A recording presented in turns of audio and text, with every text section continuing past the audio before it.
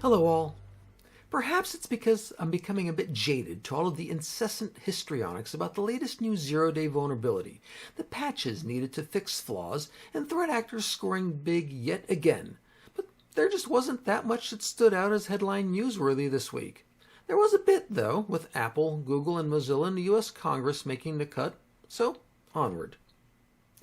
This email and video commentary is from the RedDotSecurity.news website, and it contains a plethora of links to other items not mentioned here that are worth skimming to see if they interest you or pertain to your particular environment or of those you support. There's a lot more than what's provided in these opening comments. So, on to the headline news. Apple released updates to fix a zero-day that was under active exploitation, quote, in an extremely sophisticated attack against specific targeted individuals, end quote. Cointelegraph reported that it was a zero-click exploit that could be used to access the wallet and compromise key storage or signing. Obviously, if you use any iFruit, update quickly. And also on Apple News, the United Kingdom relented, and after the USA intervened, dropped their demand for access to encrypted data on Apple devices. Apple hasn't said yet if they'll re-enable the ability to turn on their advanced data protection feature for their users that are subject to UK's laws, so we'll have to wait and see. Google Chrome and Mozilla Firefox both patched high-severity vulnerabilities in their respective browsers this past week. If you haven't restarted or updated your browser yet, now would be a great time to do so. The U.S. may soon have digital privateers if a bill introduced by Arizona lawmaker David Schweikert passes. The president would have the authority, under the Scam Farms Marquee and Reprisals Authorization Act of 2025, to issue letters of marque, a legal license to commit digital piracy on the high seas of electrons, against those deemed enemies of the state that are engaged in cybercrime. Pirates of the Internet could be coming soon to threat actors everywhere.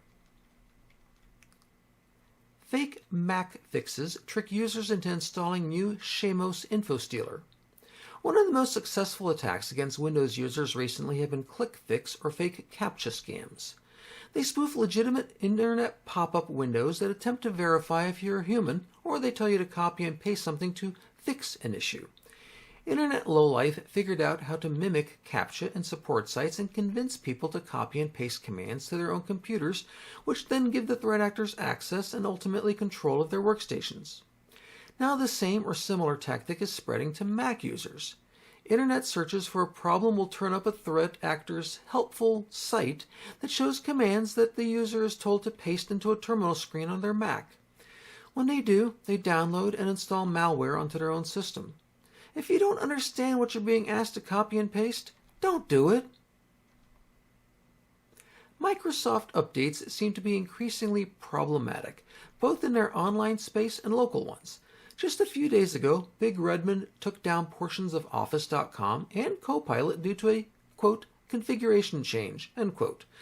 The August Windows Update patches now have at least 3 major issues reported and acknowledged. Streaming functions are severely degraded, solid-state drives are failing or disappearing entirely under heavy transfers, and Windows Reset and Recovery was broken, just in time for when Windows 10's deprecation is coming, when you need to reset a PC to defaults prior to donation or disposal.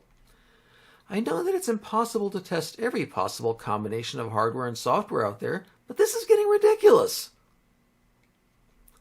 For most of North America, summer vacation time is nearly over.